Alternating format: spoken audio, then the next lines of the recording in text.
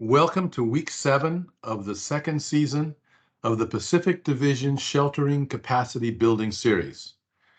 We will be having approximately 15 sessions with the most requested topics from each of you, and each session will use the same Teams link. This meeting is being recorded, and the link will be sent out with the slides later. All recordings are also posted on YouTube, and you can search for Red Cross Pacific Division on YouTube. Your camera and mic have been disabled, but you're able to type your questions in chat, and the mic will be open toward the end of the session for questions and answers. My name is Laurie Scott. I joined the Red Cross in around 2010, and I'm a volunteer from Hawaii, the Pacific Islands region. I live on the Big Island of Hawaii, and I am the sheltering lead for the state of Hawaii. The goals for our division series are to build our workforce confidence, to provide practical tips for mass care sheltering operations, including lessons learned, to provide a collaborative environment across all functions, to provide networking opportunity for all regions, and many of you are already doing that, but I encourage you to type your name and region in the chat so we can say hi to each other.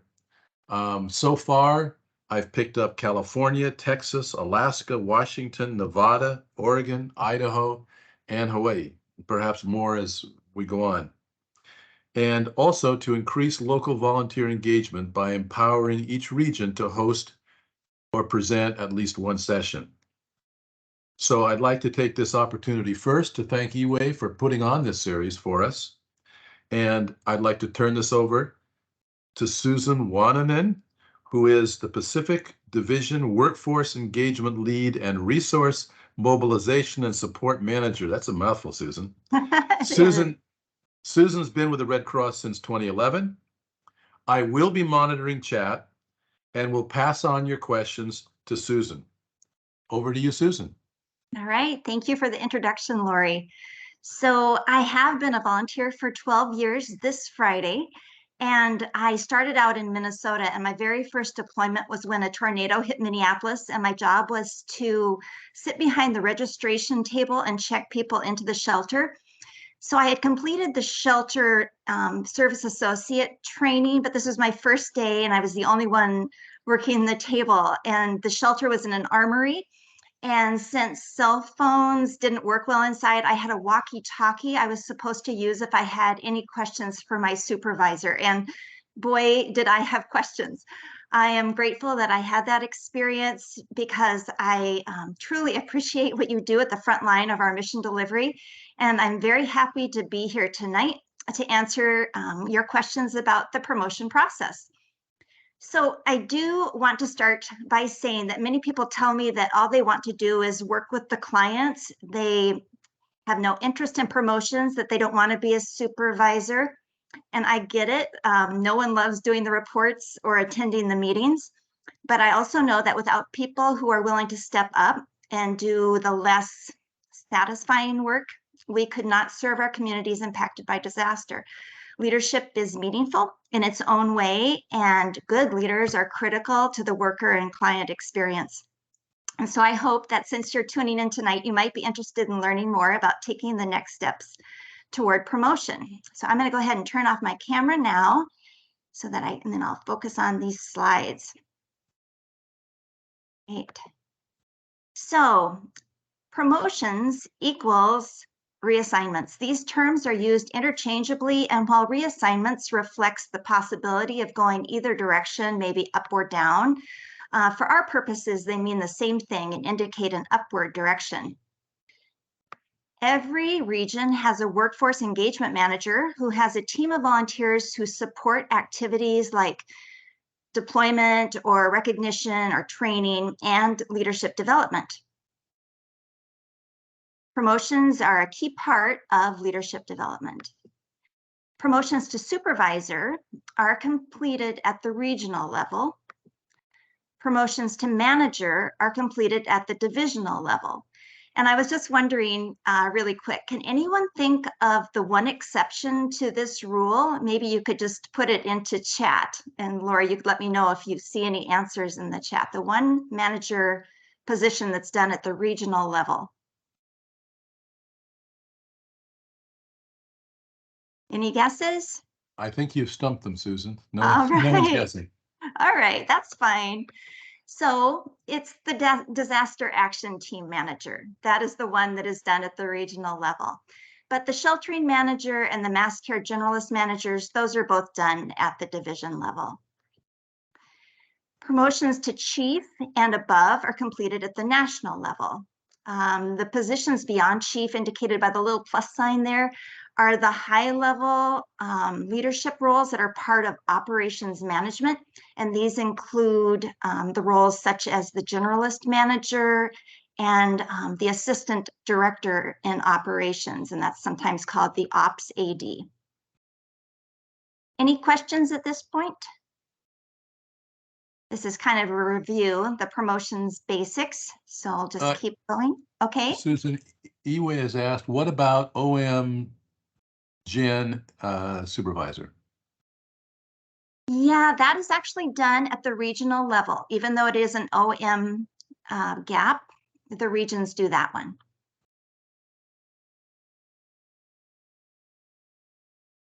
All right, so supervisor promotions, like we've just established, they're approved and issued by the region. And it typically originates at the territory or chapter level. This, every region has their own process, and requirements may vary from region to region. We just want to make sure that we're sensitive to that, because sometimes if you compare what your region does to another region, it might be quite different. And there's not really a wrong way. It's just that each region is quite different and may have different needs. But the requirements are the same across all the regions. And so there's a certain amount of training that everyone needs to do. And this is located in the disaster responder training requirements document. There are physical requirements for each job that you do on a disaster response. There's an actual position description that tells you what the job does. And then, of course, there's experience required at the region or on disaster responses that are required before someone is promoted. And one of the things that we have is a gap job tool that can help us assess readiness for promotion. And we'll get into that job tool next. Any questions yet, Lori? Nope. All right, let's get going. Okay, so here is the sheltering supervisor job description. And you can see that it says the shelter supervisor is a temporary position assigned to work in person in a Red Cross shelter before, during, and or after a disaster event. The shelter supervisor leads a team in a Red Cross shelter and supervises workers assigned to specific shelter tasks and areas of the shelter operations, such as registration supervisor, dormitory supervisor, and recreation supervisor. Since just about everyone on this call is a shelter worker, I won't read the key responsibilities, but I think when I think about what people do in a shelter, it just really boils down to taking the best care possible of our clients who need our sheltering services. This job tool is available on the exchange, and we will make sure you have access to it afterwards too. So here's the qualifications and physical requirements for a shelter supervisor. They're a bit more specific. And if you look at bullet point number 2, you'll see that it says there's a requirement for a minimum of 1 positive evaluation from a relief operation. This is where some regions may choose to ask for more than 1 deployment. Or if the responder is well known in their territory or chapter and often sets up shelters, but is never actually officially assigned to a DR, then the region may elect to give the supervisor gap to reflect what this responder does in their region. We know that regions in our division vary greatly in geography, in population, in risk factors. So it makes sense that one size doesn't fit all for the promotion process. And we'll talk more about missing evaluations in a minute, because that is an issue for many people, and especially in mass care. With regards to the physical requirements down here at the bottom of the slide, hopefully you'll never have to lift 20 pounds while climbing a ladder in inclement weather at night. But there's a good chance that you will encounter many of these challenges on a typical deployment.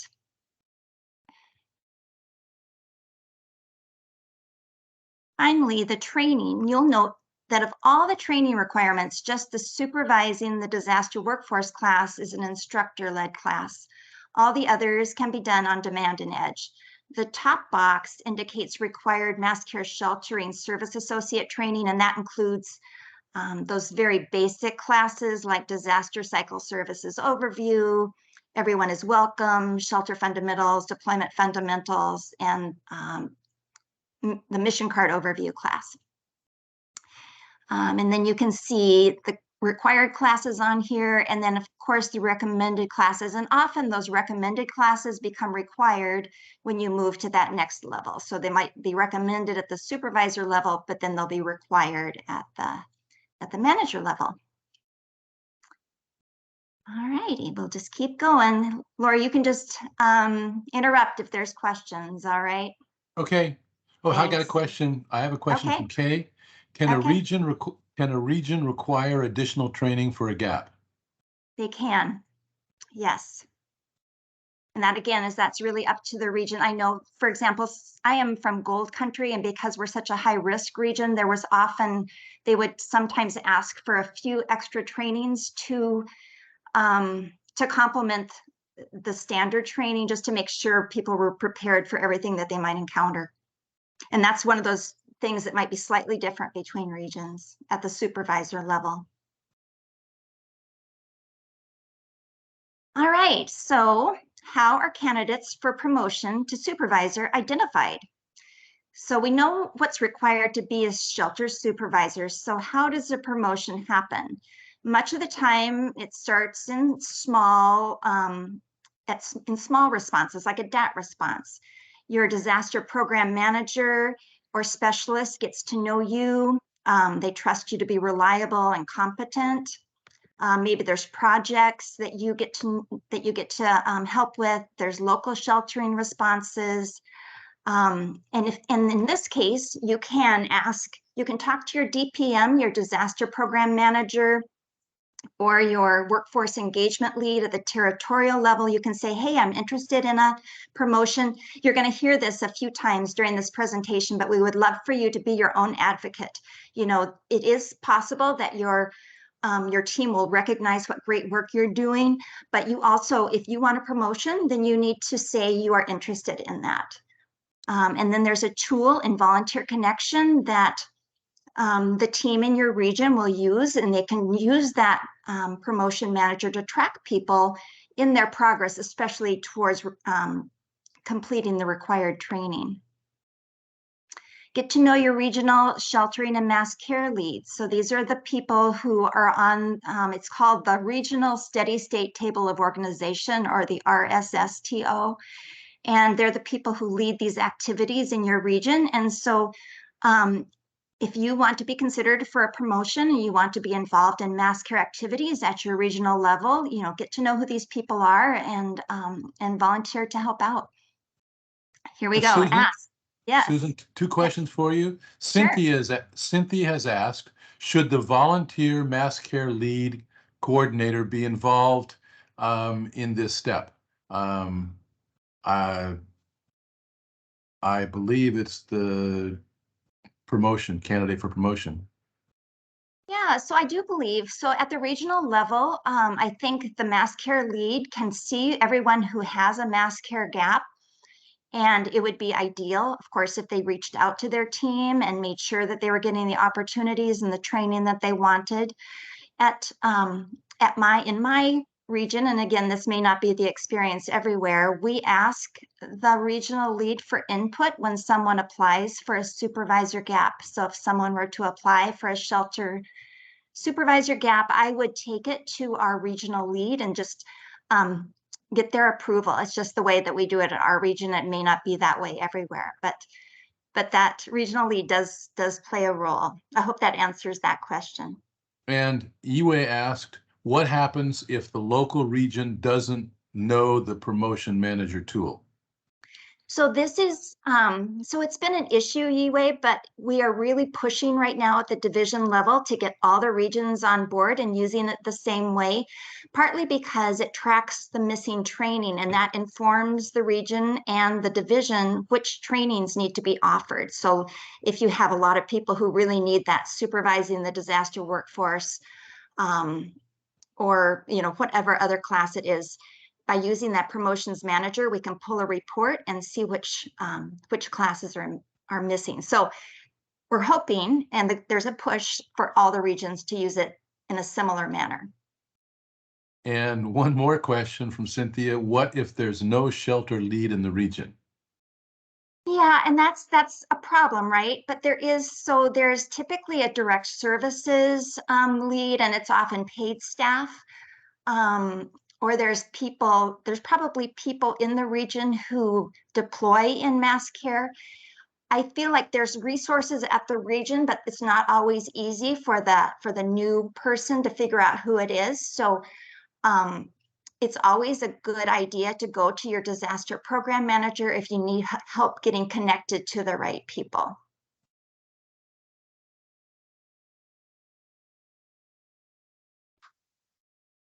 All right, one other way that your region might know that you're interested in a promotion is if they conduct the post-deployment interviews. This is often done by disaster mental health, but it's also often done by the workforce team. The deployment lead will sometimes lead this project. And again, if you're interested, be sure to mention that, say that you'd had a good experience or this is what you did and that you'd really be interested in looking towards the next step.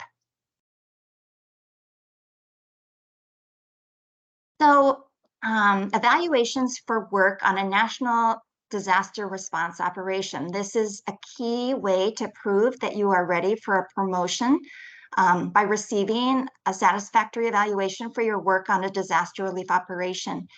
And we know that these are sometimes hard to get, and so we will talk about this next. I was going to say, let's see, field promotions. People are often talking about field promotions, and these are when you're assigned to a disaster response as one thing. Say you go in as a sheltering service associate, and because they need more leaders and think you're doing a good job, they might change your work assignment to supervisor or maybe even higher, depending on the DR. So this is not a permanent promotion, but it can indicate that you're ready. And I'll talk a little bit more about that later as well. And let's see, and then be sure to mention to your supervisor in your region. So if you have any other ideas how you think people could identify supervisor candidates, I'd be very interested in hearing what your experience has been, or if you have other ideas about how people might be identified. Susan Eway has asked, if you're deployed to a local deployment without a DRO number, can you get an evaluation?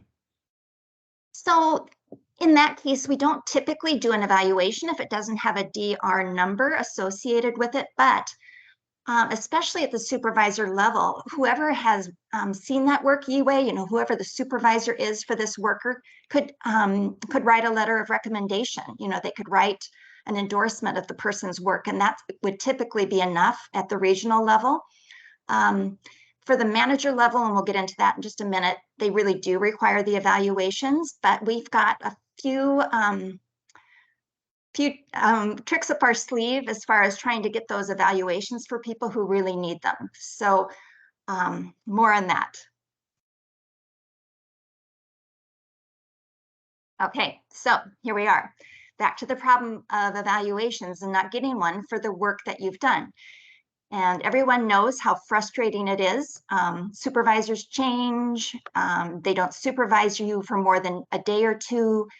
They'll say they're going to do one, but they never follow through. So that's obviously an issue. And we in the division are just very, very committed to making sure that responders receive an evaluation for qualified deployment work. And this may take different forms. So one thing we have, and I think Yue or Lori, we were going to post the link to this form. There is a SharePoint form that we have set up in the Pacific Division that you can use to request an evaluation. And so because all workers, whether it's paid staff or volunteers, can retire or leave the Red Cross, we want to have you request the evaluation when the memories are still fresh, supervisors are still around. So it's easiest to get that evaluation if you request it while the disaster response is still going on, while it's still active. And we can get into the profiles and we can see who might have been supervising, things like that. If the DR is no longer active, then request it as soon as possible afterwards. It's helpful if you know your supervisor's name. And then we do know that those change as well. So one thing I mentioned was we want to give an evaluation to anyone who qualifies one for qualified deployment work. And so there is a rule that evaluations are not written for a deployment less than 3 days. And that's typically because it's hard for a supervisor to really be able to gauge what a worker can do in 2 days, right? Because 1 day is the orientation. Evaluations can be requested for deployments of 3 to 6 days. Those are not they're not required by the supervisor to write those, but the worker can request one, and sometimes the supervisor will want to write one. And any deployment of 7 days or more, the evaluation is required. All right, any questions about our missing evaluation request form? It's a pretty new process. We've just been doing it since the fall, and I think we've been able to, gosh, I think about 75% of the requests that have come through so far, we've been able to complete, and we're still working on the others. So Stephen has asked, I currently have a supervisor gap for sheltering, 3 DROs with 3 satisfactory evaluations. Is there a reason I wouldn't be used during local deployments recently? Was hoping to get deployed for DRO 176 for a second time, but wasn't contacted. Okay, so I'm going to put on my my deployment hat, and that is something that we absolutely want to make sure that local volunteers are getting engaged for disasters that are occurring in their regions, and so that is something. I'm sorry, what was it, Steve? You said? Stephen, yes. Yeah, so I would love to talk to you about that afterwards, Stephen, because I am actively recruiting for that disaster. So we can certainly see if there's a way we can get you deployed. Okay. Yue has asked, what if I don't remember the DR number or the supervisor's name? So Yue, that is no problem. Part of this form, it'll ask you what your tasks were. And if you can give us a general idea of when you were there, we can go back into your deployment record that's in your volunteer connection profile, and we can figure out what DR you were on and where it was. And if the DR is still open, we can definitely go in and find out where you were working and probably who your supervisor was. But even if the DR is closed, we can go back to those old incident action plans that often have supervisors listed, and we can try to recreate it from that. And at the very least, let me see if I'm going to advance this one more time, see if we have an option that if you know who you worked with, we would even be able to reach out to a coworker. Maybe you can't remember what your supervisor was, but you remember who you worked next to for that 2 weeks or 10 days or 7 days or whatever it was. And we can actually kind of make an evaluation work with somebody who is more of a letter of recommendation, perhaps, but from somebody else who was on the job with you. And the division staff is also so committed that they will write an evaluation for you as long as they can gather enough information about your deployment and what you were doing on it. And Cynthia has asked, where does the request form go and who looks at the form? That's a great question. So it's a SharePoint form and it goes into the SharePoint house. I'm not quite sure where it goes. And there's a number of people in the division. So I have access to it. And Mo Gandhari, who's on this call, and I will introduce him later. He is the leadership development lead for the Pacific Division. Mo has access to it. The resource mobilization and support team has access to it, as well as the division paid staff. And then one more, Yue has asked, what if a person was never officially assigned? Yeah, that's a problem, right? I mean, that happens a lot, especially if you've got a DR in your own region and you work on it and you work on it, and maybe you work for 10 days before the disaster actually gets a number, and then you're done, and you never get credit for that work. There are a couple ways we can go around that. We can, hopefully, there's this ability to backdate an entry, backdate an assignment if the DR is still active. So if you realize that you weren't deployed, I mean, you weren't actually assigned to the DR, it's not in your history, RMS, which is Resource Mobilization and Support, can go in and backdate an assignment for you so you get credit for it. And I believe staffing on the disaster response can also do that. If it's from a long time ago, like say even a long time ago, like 2 years ago, then it's more challenging, right? And that's why we really encourage people to do it sooner rather than later.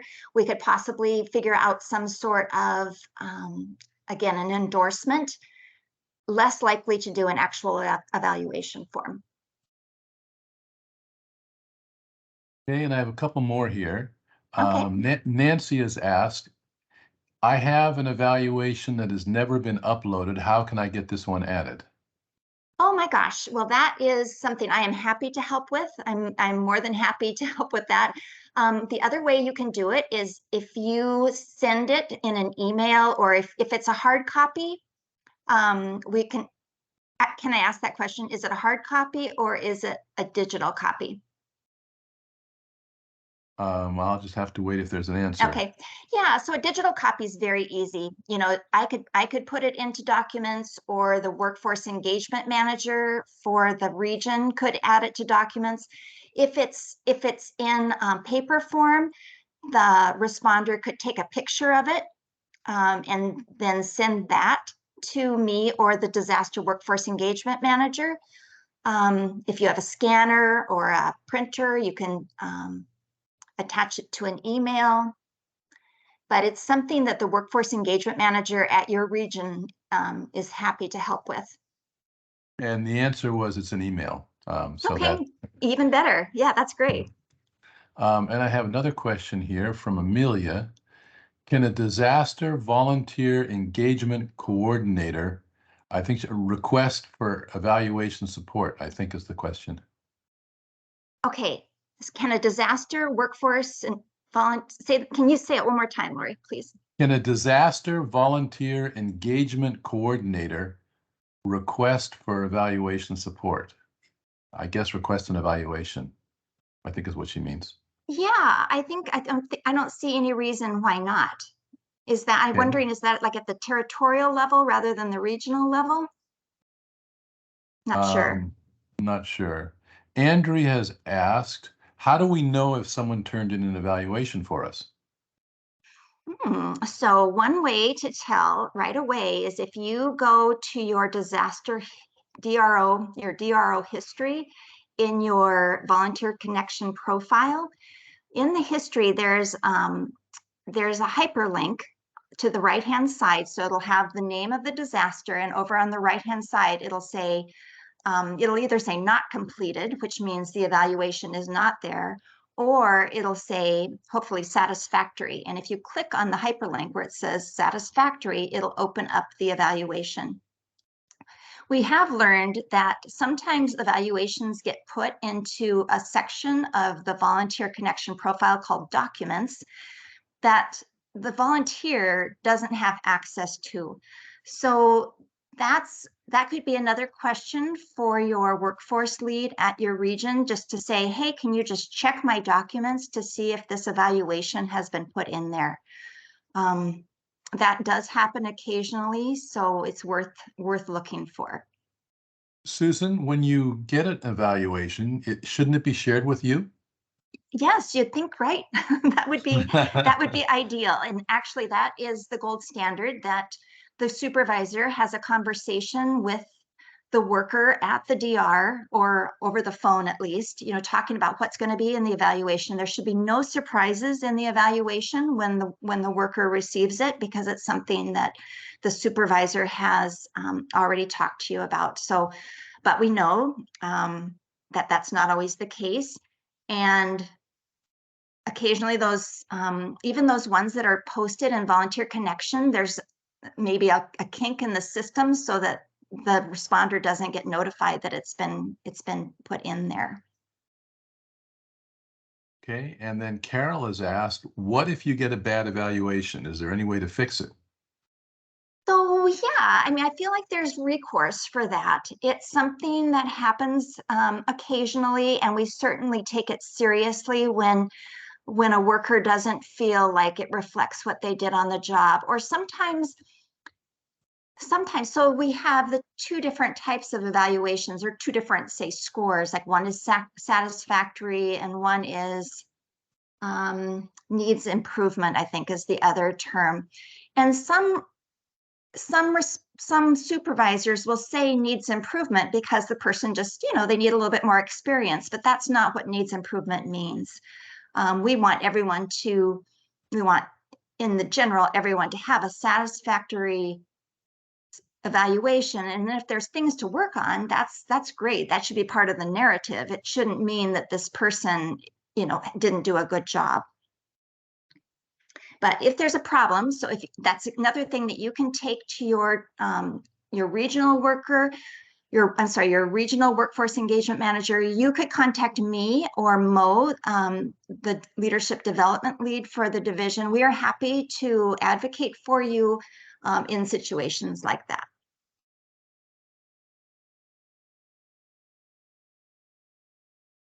And a question Another from one?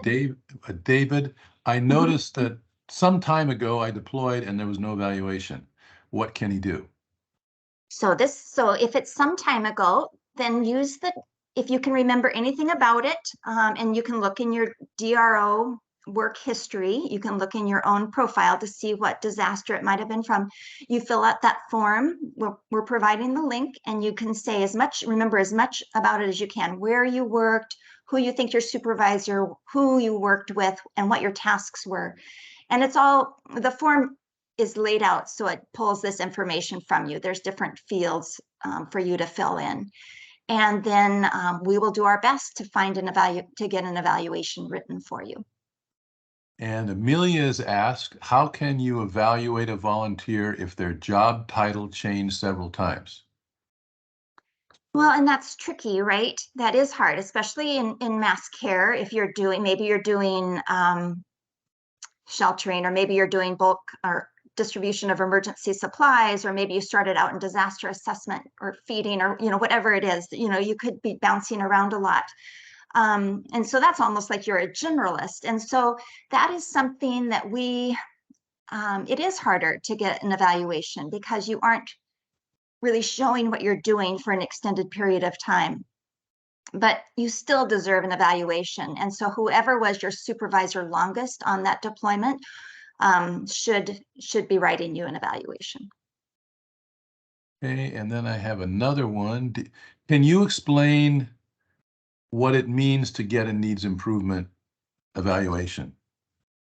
Yeah, Or what must happen to get for that to happen? yeah, and so that's where I kind of touched on that a little bit. But when you look at a disaster response evaluation, it has a lot of the boxes where it says exemplary, or meets expectations, or doesn't meet expectations. And so in order to have a needs improvement, a number of those needs improvement boxes should have been checked. If it's down the line, oh, this person did great at this and this, but still needs improvement, that's not what the needs improvement means. We know that people come into disasters and need to learn what they're doing. We know everybody needs to improve, right? So most evaluations, again, should be satisfactory. And if there were issues, they should have been brought up with the worker, well before the evaluation was written, so that the worker had a chance to fix any issues or work on some challenges. And at least then, and if there are things to work on, put it in that narrative box, because that's what the region will look at. They'll look at that when the worker comes home and says, and they can say, well, look, here's some things that we need to work on before you go out next time. But we really, really discourage using that needs improvement designation in general on evaluations. I think we're done with the questions. All right, thank you. So I've already moved on to a note about field promotions, because a field promotion is a great indication that you are ready for more responsibility and an actual promotion. It's really great. And we know that disasters are often looking for people who are willing to step up and take on that role. It is a change in your work assignment on a disaster response operation. So instead of having a shelter service associate work assignment, now you're a shelter supervisor. So that's what it is. It's just a designation within the DRO. It doesn't change your actual gap in your volunteer connection profile. This sometimes confuses people. They think they had the field promotion and that should translate to their actual profile, but that isn't the case. The promotions just come from the region. It cannot come from a DR. If you're interested in an actual promotion, then it's important to have your evaluation reflect your leadership tasks on the job. So it's really good to advocate for yourself. And if you're being asked to do something challenging and in leadership, then it's important for you to ask for that to be written into your evaluation. And so most supervisors are happy.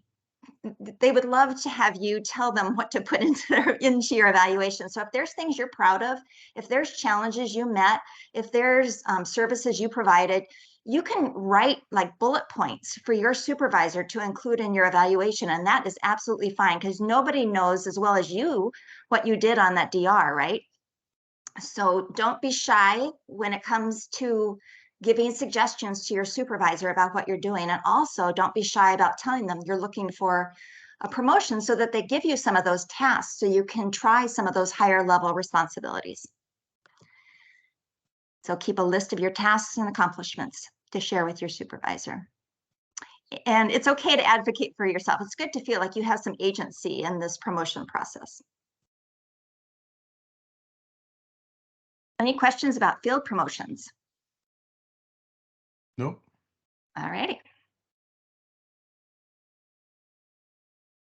Okay, we're going to move on to the manager level promotions. So the mass care sheltering manager, and since this is a sheltering series, I thought we would focus on sheltering.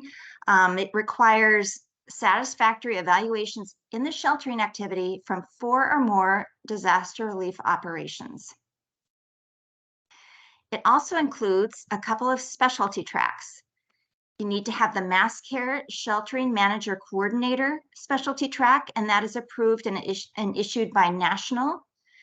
And you also need to have the mass care shelter site management specialty track, and that's approved and issued by the region. And there is a document, and again, I think I have forwarded this to you, Yue. It's the document that talks about these specialty tracks and what you need to get them, and how you go about getting them. So the requirements for it, and then the actual process for getting the specialty tracks, and we will talk about those a little bit later. The other manager position within mass care is the generalist manager. And this requires evaluations in one mass care activity from 4 or more disaster relief operations. And you also need to complete all the required training for both feeding supervisor and for supervising supervisor. It should be sheltering supervisor. And that is likely, then you'll probably have the you have the supervisor gap in both feeding and sheltering if you've already completed all the training.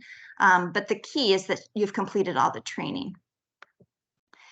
And you also need to be knowledgeable in reunification and distribution of emergency supplies activities, because if you're going to be a generalist, you need to really understand how all the different activities under the mass care group work together.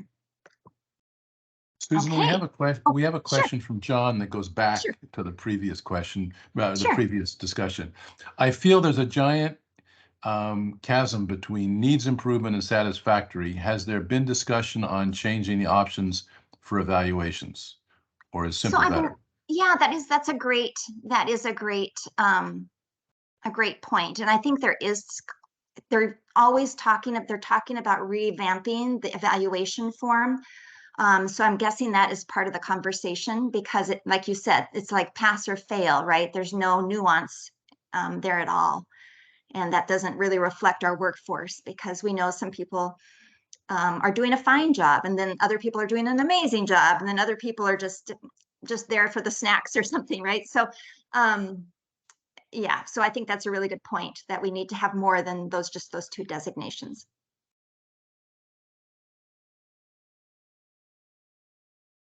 Okay, so here is the documentation needed for a promotion to manager.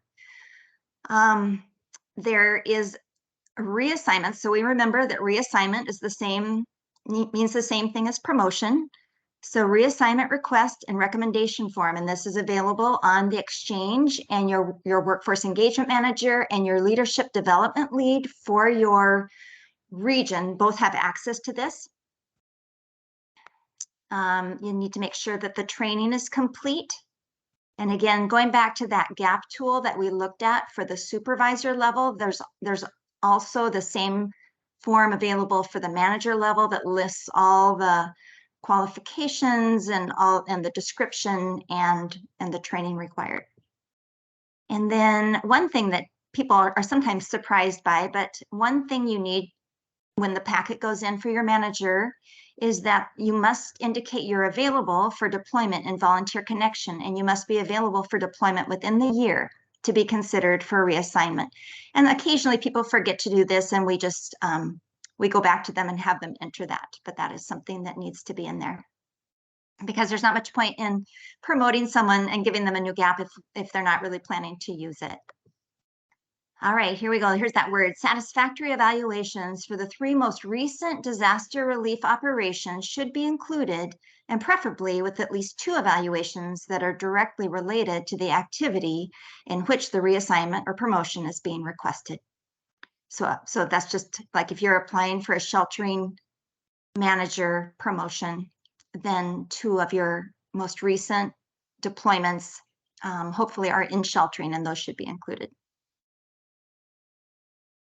And then recommended but not required is a letter of recommendation, and this should preferably be written by someone who didn't write one of the evaluations that you're including.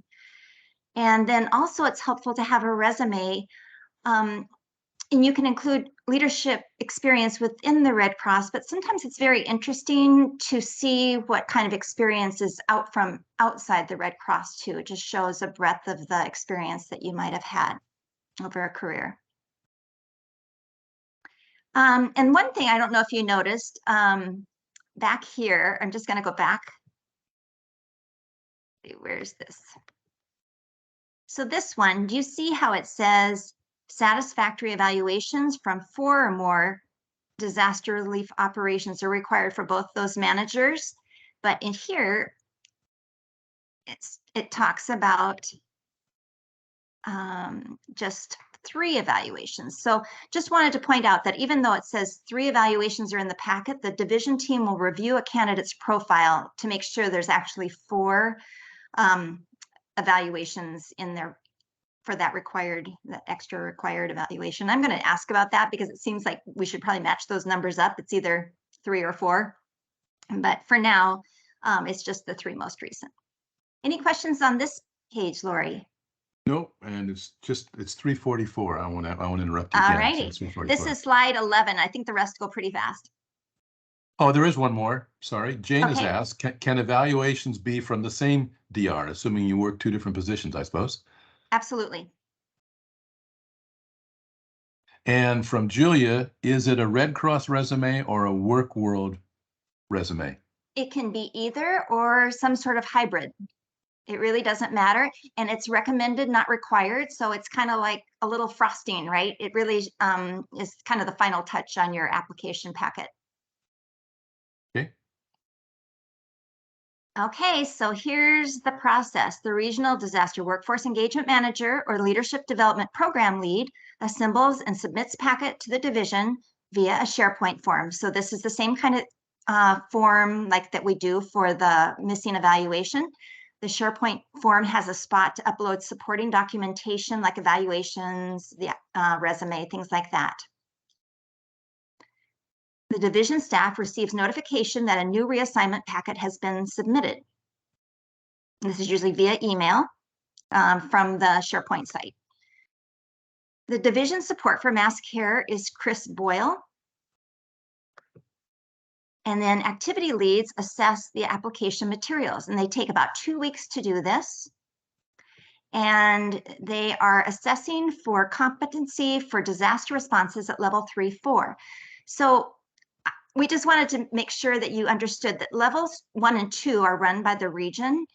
Levels 3 and 4 are coordinated by the division, and anything larger than a 4 is coordinated by national headquarters. So when you're applying for a promotion and you're approved, it doesn't mean you're expected to go lead a sheltering activity on a massive hurricane in Florida, like on a level 7. There will be chances for you to deploy on smaller DRs, on 3s and 4s, and then be mentored on the larger ones and build your ability to lead that really big DR. But And Susan, yes. what makes it a level 3 or a level 5? Oh, it's money. Yep. I know that much. So like I think like a level 1 is maybe up to $10,000 and a level 2 is up to $25,000, and it just gets bigger and bigger and more Yes. complex that way. Okay. All right. So the current volunteer, I think maybe Kay is on this call. The current volunteer division activity leads for mass care and sheltering are Chuck Duncan from Southern California, Kay Ashton from Alaska, and Laura Hubden from Northern California coastal region. And so there's a whole team that looks at these evaluations when they come into, when they're put into that SharePoint form.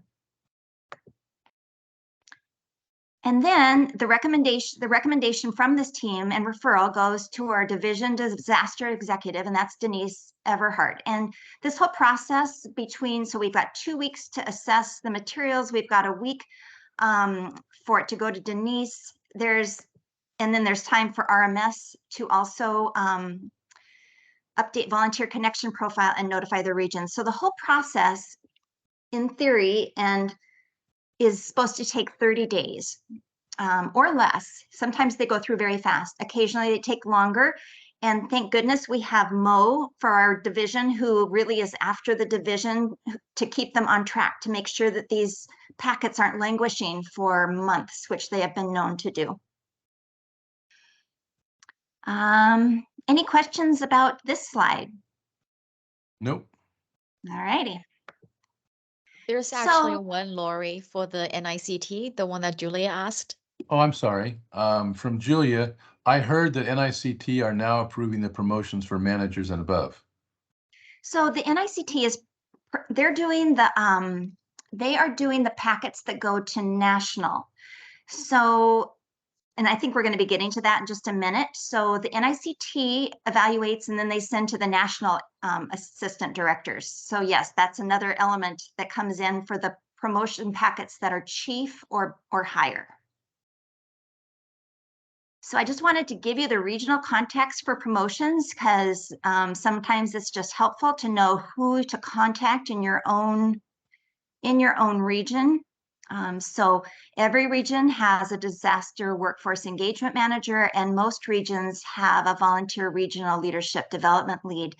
And so my name is next to Gold Country, and I have an asterisk by my name because I'm also division support. And if you go down to Northern California Coastal, you'll see Mo's name. and he's also division support. And Mo, would you like to just come off mute and introduce yourself and tell the people what you do and what you can do for them? Sure, I'm happy to. Hello, everybody. My name is Mo, and I've been with Red Cross about 22 years.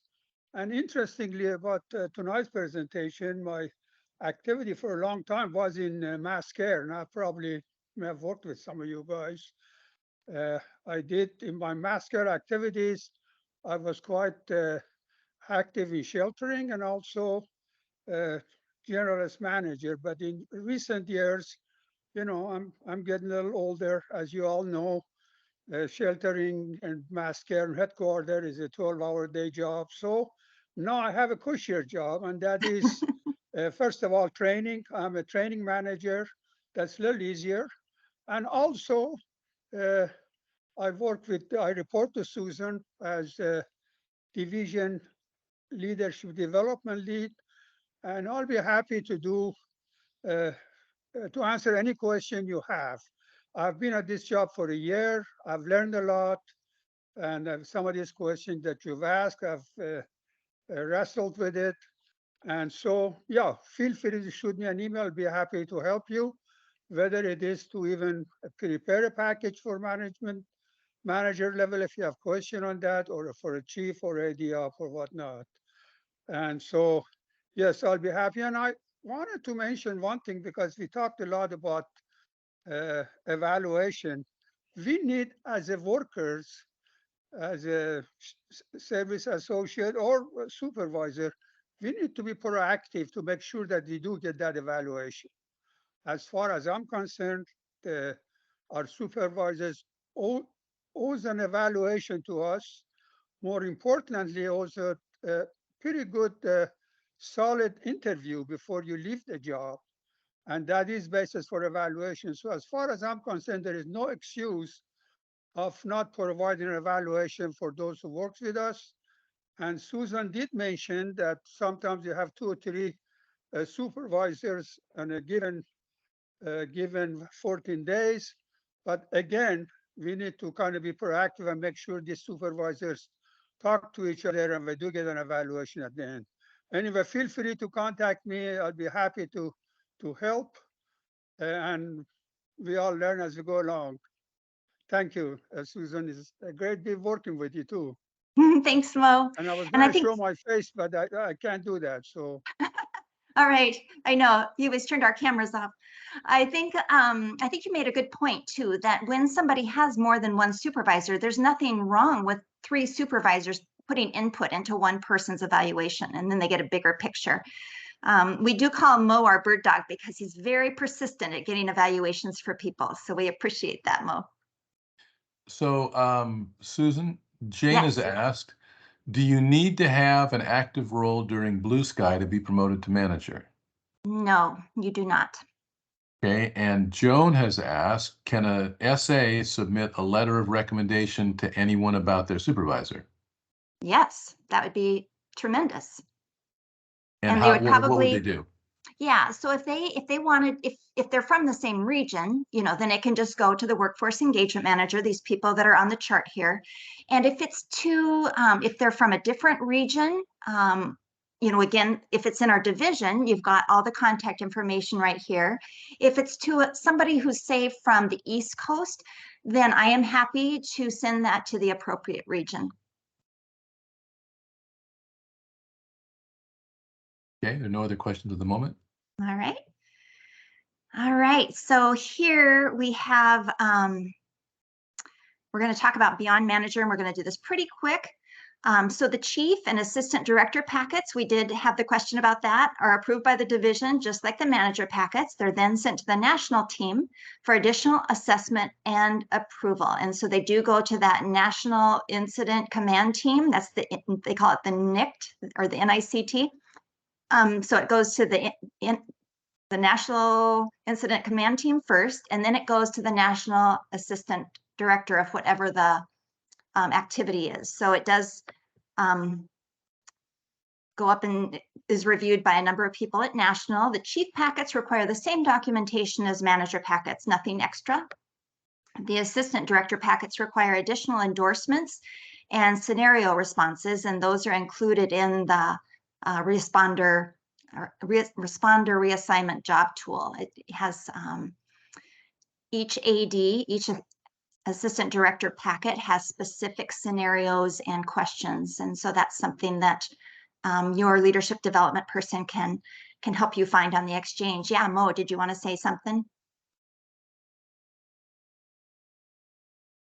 Demute myself. Yeah, as I recall, at least in our region, we do require AD op recommendation for a chief packet. Do we? Okay, that's good to know, Mo. So I need to review that. Well, so it's that's not a recommendation, it's a like a some kind of evaluation. Yeah. Okay, so if it's chief packet, you'd have to look closely at the job tool just to really make sure that you're including everything and if it is evaluated at the division level. So if anything's missing, it would be sent back to you before we tried to send it to national. So no worries about that. We would make sure that everything is included before we send it up to national. So these packets can take 2 months to be approved, especially in times of high operational activity, because if people are busy with disaster responses, it takes a little longer. But so that's 30 days at the division level, and then 30 days at the national level. And we are really pushing hard, and Mo is doing a good job making sure that they're not taking any longer than the 60 days. So Resource Mobilization and Support, or RMS, is notified by national, and they update the responder's profile. And that means putting the new gap in. They do not touch positions or anything like that. They just add the new gap. And after approval, previous gaps can be kept active or ended at the responder's discretion. That's where maybe you've got your shelter manager gap, but you'd also like to keep your shelter supervisor gap. And that's fine. You don't have to give up one just because you've advanced to the next level. Yes, Mo. Susan, I forgot to make one other comment, and that is, since I've worked in mass care for a long time, and I'm still involved in terms of teaching shelter management, we honestly need a lot of shelter supervisors. That's the first thing that we do when we get large or small disaster. And I urge everybody to consider going for shelter supervisor, because the need is very high. Thank you.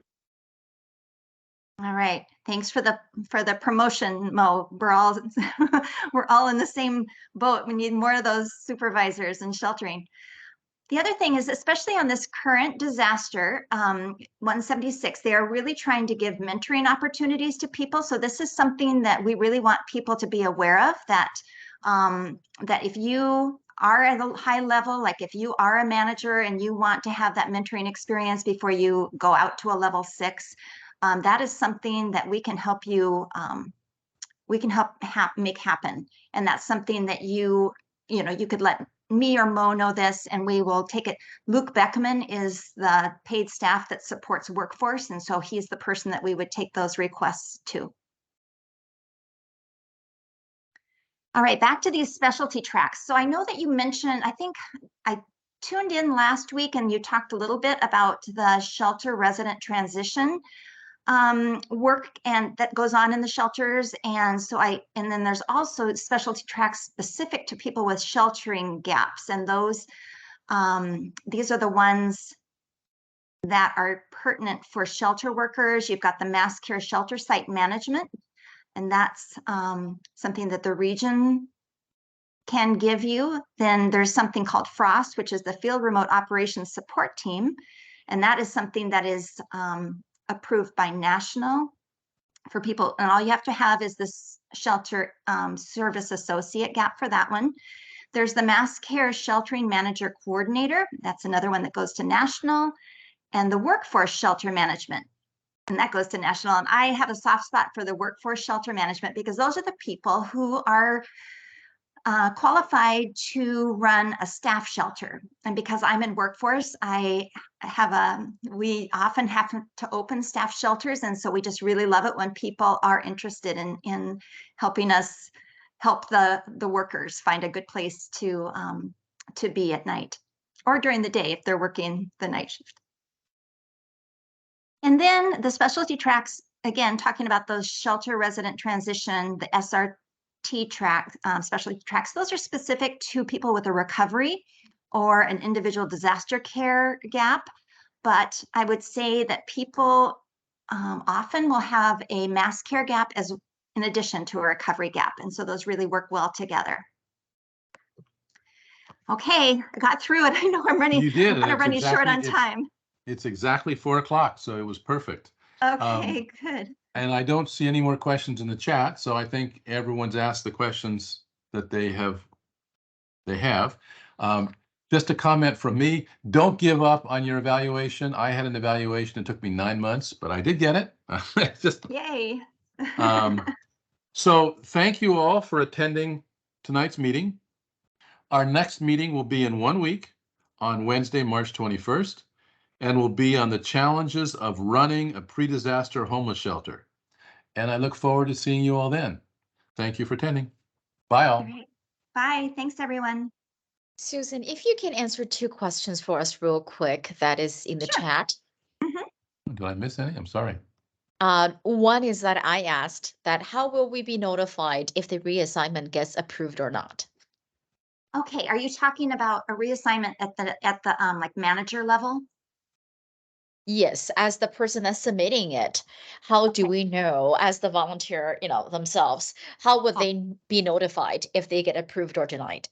So typically when it's approved, it comes as an email to your region. It's a congratulatory email, and it includes the certificate and a letter from Denise Everhart. It's like a packet that comes to your region when you're approved. And then Mo has done a really good job of kind of giving people feedback as it's chugging along the process. He'll sometimes let people know maybe if there's a holdup, just so that people aren't wondering what's happened to it, right? And so we do encourage the leadership development leads to follow the packets and give updates to their candidates. Thank you. And another question from Kay is that how do we submit to National for Specialty Track? Do we submit it ourselves or do we submit it to Workforce Engagement? So that's a great question. So in that specialty track document, that one is called, I think it's called, is it called qualification? I sent it to you, Yue, so hopefully it's in the set of things that it's going to go out. It is already in the chat. Okay, perfect. So in that, it'll talk about the ones that are who to send it to. And typically it's probably better not to come from yourself, right? It's probably better if it comes from the workforce engagement manager or your leadership development lead for the region. But there's an email address in that document to send the request to.